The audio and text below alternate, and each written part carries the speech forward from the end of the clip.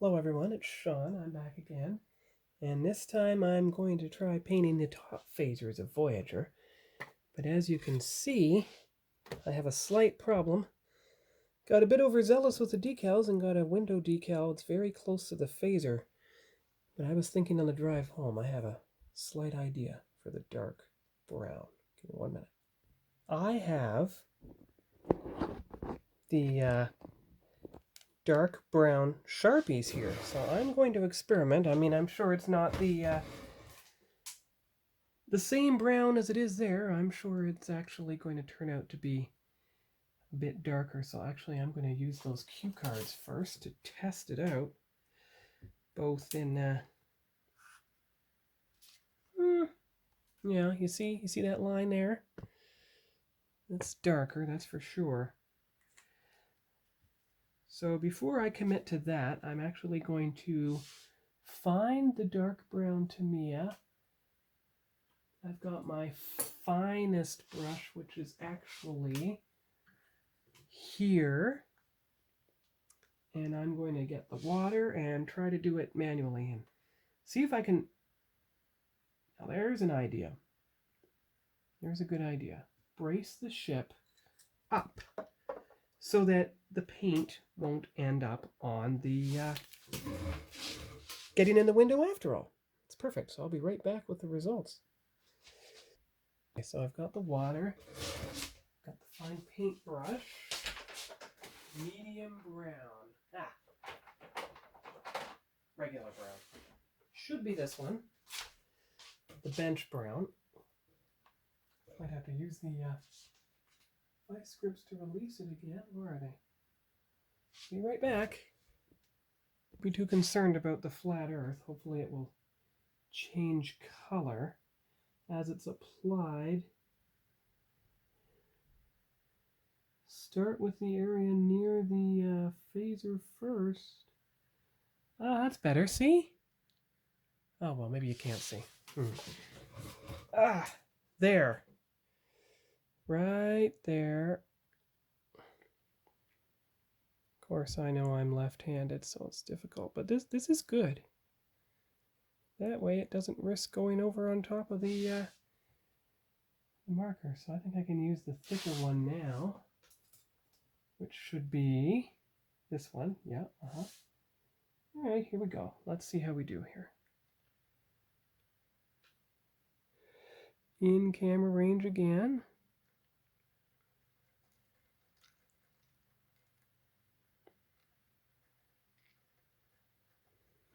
That one didn't work. All right. Let's try this one, which actually has come to a slightly finer point.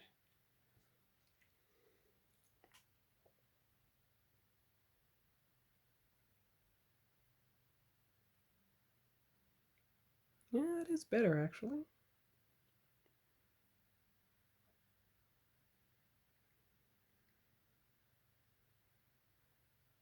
That's quite good. Yeah, keep going. It's a bit thin, but it should work all the way along without actually going onto the ship's hull. And that's exactly what I'm looking for. See? There you go. And then you do the other, do the top. There, excellent. Oh, that's great. It's coming around the edge and everything. Good, good, good. Now I have to go the other way, of course. So just keep doing it this way, and hopefully, because I'm left-handed, hopefully there won't be a horrendous shadow getting in the way of seeing everything. We'll find out in a minute.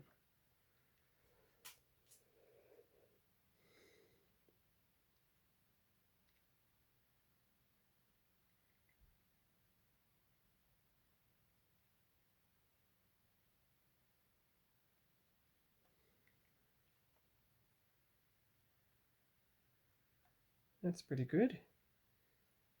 And you come around, you do the top. That won't be a problem, because you don't have to worry about it rubbing against anything or getting on the hull or anything. Alright, so that's I'll just do the one on camera. Get the idea. And of course, use the toothpick.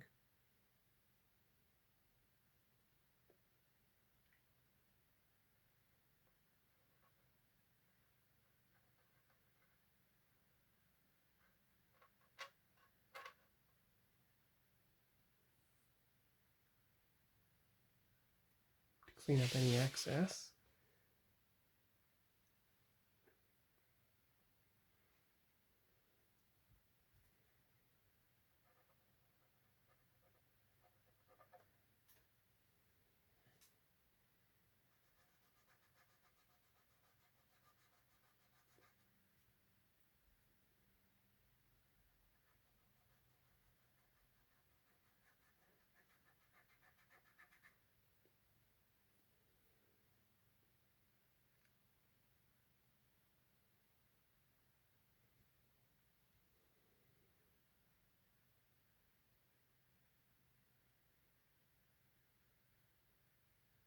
Well, it's actually better getting more on the brush to start with. So actually I'm going to do that again. A little more. And then just run it back this way.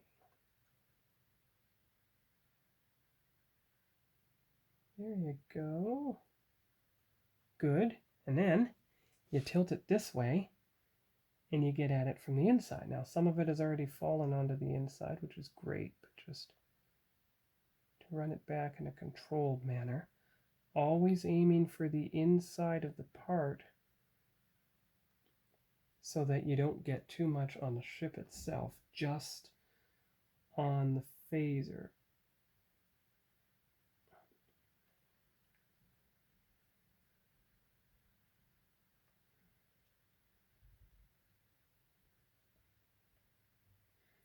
And you want to do a light coat so that you don't accidentally obscure the details of the phaser part itself.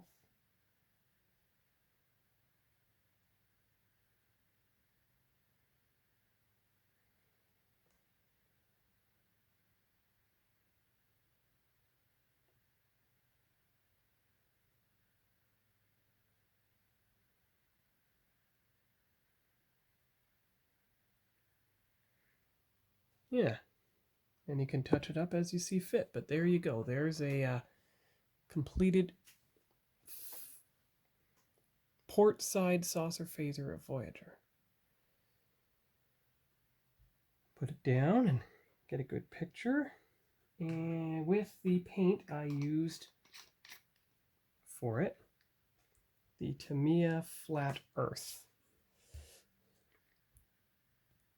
There you go. All right, so we tilt it up, let it dry, or just leave, actually, there you go. That should do it. Let it dry for now and come back and do the other half maybe tomorrow. See you then. I'm back. It's time to paint the other phaser now with the Tamiya Flat Earth. Gotta stir it up again, of course.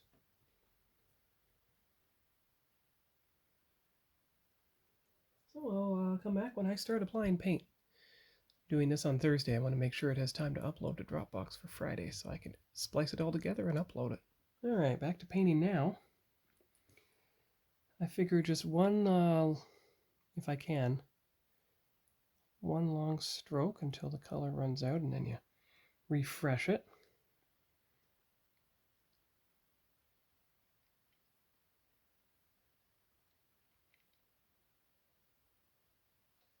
Oh, a little bit of Q-tip action here.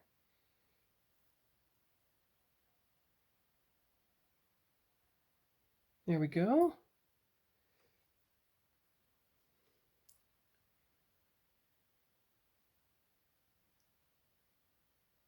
There, nowhere near the window that way.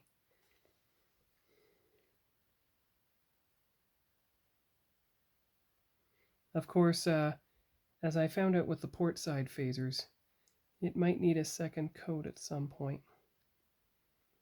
just to ensure even coverage.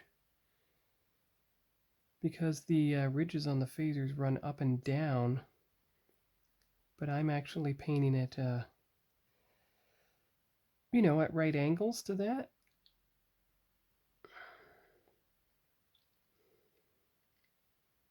And go around the edge like I did before. And then I'm going to try to do it this way so I can do it along the top of the phaser. I'm going to try the other brush. It might have better luck, actually.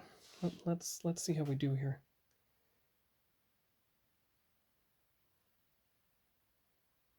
Well, that's not working much either. I have 3 brushes, and I don't want to use the finest brush anymore. I want to keep it pristine and clear.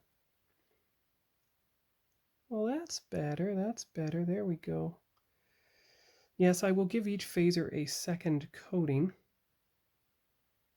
In fact, once I'm done this starboard phaser here, I will do the port side phaser with a second coating, and we'll see just how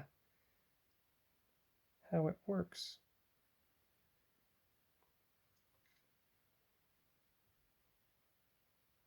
Okay, so just the inner edge now. Don't want to have too much paint on it. That's the one flaw I found with Tamiya. It gets so watery. Folk art would work perfectly, but the phaser brown was just too dark to use the folk art.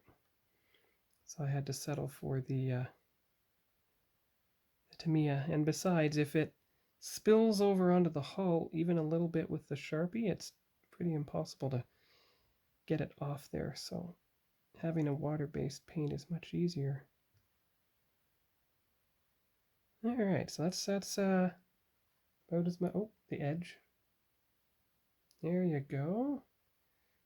All right, so that's about as much as I can do with the paint here. So let's see what the Q-tip has to do. There. And on the outside,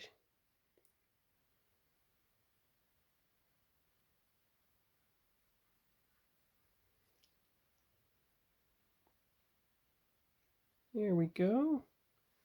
That should do it. Excellent, excellent. Okay, so now it's time to get the picture before I strengthen the other phaser. So there's the picture. I'm going to strengthen the port side phaser here, and we'll see what it looks like. All right, so there is the comparison picture between the reinforced phaser on the left, your right, and the starboard phaser on the other side. Now, best thing to do is to get the landing legs Voyager so I can compare where to put the folk art colored dots and actually put the ship upright so that I can do it properly. See, there you go. See how the landing legs Voyager has the colored dots? You want to make them match on the other one.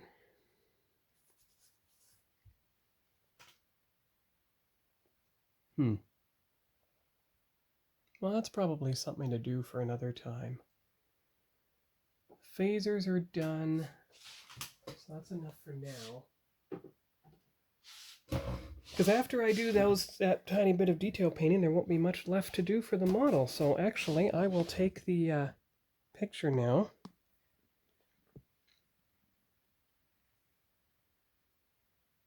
There you go. That could be the thumbnail. And we'll probably pick this up next week and see what happens then. So that'll be all for now for Voyager on the Stand. There's a good front view of just the saucer and the bridge. And we'll see you here next time.